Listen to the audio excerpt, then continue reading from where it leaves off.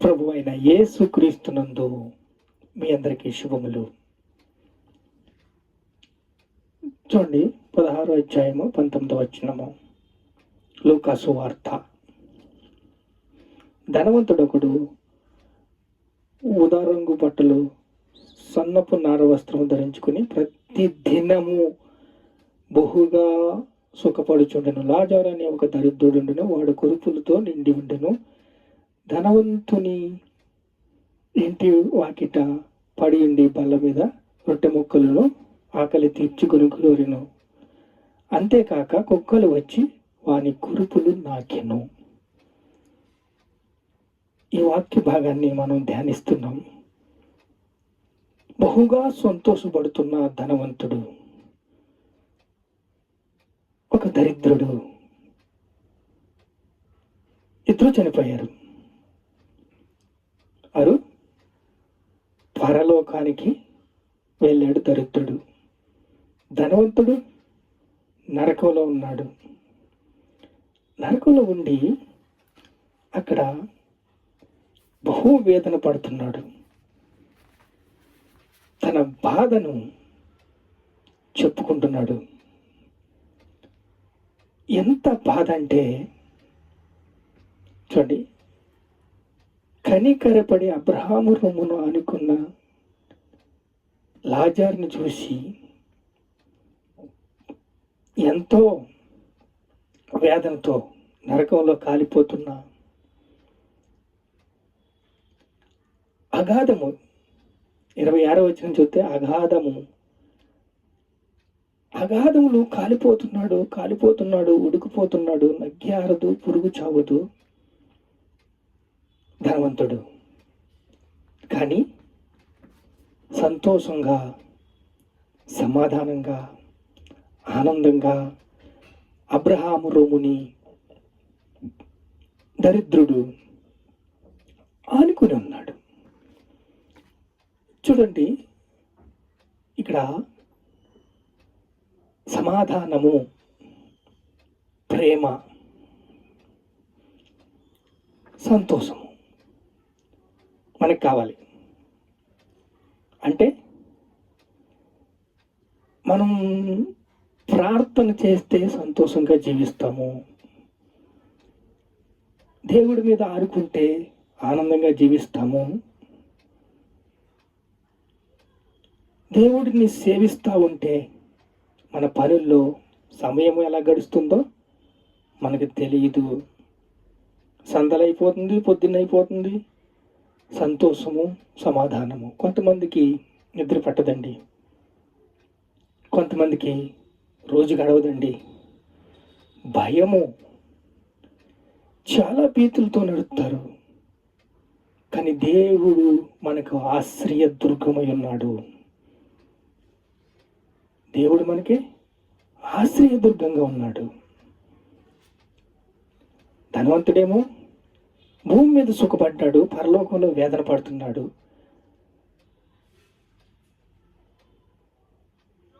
భూమి మీదేమో తన భోజనానికి చాలా కష్టంగా ఉండేది, కురుపులతో ఉన్నాడు, ఆరోగ్యం మంచిగా, బట్టలు లేవు. కానీ పరలోకంలో దేవుణ్ణి ఆశ్రయించాడు. దేవా, నన్ను జ్ఞాపకం చేసుకో. ఎవరో చెప్పుంటారో అతనికి, యేసుని వెంబడించాడు.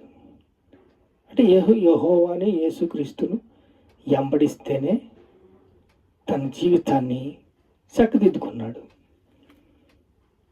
చూడండి, 28వ వచనం చూస్తే 16వ అధ్యాయము, సాక్ష్యము. నాకు 5 అన్నదమ్ములు ఉన్నారు, వారి దగ్గర పంపించు, వారు మారతారు అని చెప్తున్నాడు. 5 అన్నదమ్ములు మారతారంట. ఎవరు? దరిద్రుడు వెళ్ళి వారికి సువార్త చెప్తే, లాజరు వెళ్ళి సువార్త చెప్తే వాళ్ళు మారతారంట. మోషే లాంటి ప్రవక్తలు చెప్తేనే వినలేదయ్యా, అది అసంభవము, వేదన పడు అని, ఒక్క సుక్క నీరుంటే నేను అని దగ వణికిపోతున్నాడు. భూమి మీద కూడా అంతేనండి. సృష్టికర్తను ఎదిరించి ఆయన మాటను వినకపోతే, ఆయన సన్నిధిని కోరకపోతే ఎంత వేదన పడాలో నేను అనుభవించాను. పొద్దున్నైతే సందలైతే ద్వితీయోపదేశకాండం 8వ అధ్యాయంలో చెప్పినట్టు ఎంత శ్రమ అనుభవించి తెలీదు, ఎవరు చెప్పిన ఇన్నివాడు కాదు. కానీ దేవుడు పట్టుకున్నాడండి, చెప్పాడండి, విన్నానండి, ఇదిగో సంతోషం అనుభవిస్తున్నాను, సమాధానంగా ఉన్నాను, ఆనందంగా ఉన్నాను. అనేక దినాలు భూమి మీదే నరకం అనుభవిస్తారు. ఎందుకో తెలుసా? దేవుడు వాక్యాన్ని వినకపోతే, దేవుడు మాటను వినకపోతే, దేవుడు ప్రేమను పంచుకోకపోతే, దేవుడి సన్నిధికి రాకపోతే అదోగతే. ఇక్కడ అంతే, అక్కడ అంతే. ద్వితీయోపదేశకాండం 30వ అధ్యాయం 15వ వచనం, చూడుము నేను జీవమును మేలును మరణమును కీడును నీ ఎదుట ఉంచున్నాను. ఏం కావాలి తీసుకో. నీకు జీవం కావాలా, మేలు కావాలా? నిన్ను సెట్ చేసుకోమంటున్నాడు. మర్మము ఎలా తెలుస్తుంది? వినట్టుకు నీ వశమైతే, నమ్ముటకు నీ వశమైతే నమ్మువానికి సమస్తము సాధ్యమే. నువ్వు వినాలే, వినుట వల్ల విశ్వాసం వస్తుంది. జీవమును మరణమును మేలును కీడును నీ ముందు ఉంచాను. ఏం కావాలి? ఏం కావాలి చెప్పు అన్నాడు. చూడుము, నేడు నేను జీవమును మేలును కీడును మరణమును నీ ఎదుట ఉంచి ఉన్నాను, నీ ఎదుట ఉంచాను. ఏం కావాలో నువ్వు తెలుసుకో.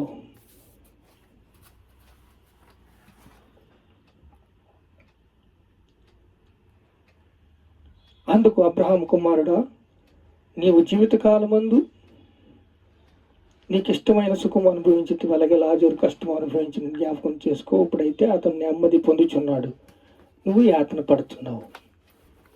నెమ్మది పొందుచున్నాడు లాజరు, ధనవంతుడు యాతన పడుచున్నాడు. ఇది సత్యం. భూమి మీద అంతే, పరలోకంలో అంతే. భూమి ఏంది ఏం చెప్తావు? పర్వం తిప్పబడలే. భూమి ఏంది ఏం బంధిస్తావు? పర్వనందు బంధించబడను. నరకములో కాలిపోయే కన్నా సువార్త వినటం మేలే కదా. వినరు. వినాలంటే వినటం వల్ల విశ్వాసం వస్తుంది. మనం ఏం చేయాలి? ప్రార్థిద్దాం. ప్రార్థించి అనేక మంది బంధకాల్లో ఉన్నారు, అప్పుల్లో ఉన్నారు, అంధకారంలో ఉన్నారు, చీకట్లో ఉన్నారు. వీరందరినీ విడిపించడానికి ప్రార్థన చేస్తే వారికి మంచి రోజులు వస్తుంది. ఇదే అనుకూలమైన సమయము. నేడే రక్షణ దినము. నేడే రక్షణ దినము. ఇదే అనుకూలమైన సమయం. వారు రక్షణ పొందుతారు. దేవుడు కార్యం చేస్తున్నాడు. నమ్మండి. ప్రతి ఒక్కరూ కూడా దేవుని సన్నిధిని ప్రార్థించండి. ప్రార్థన చేద్దాం. మహాపరిశుద్ధుల స్తోత్రం.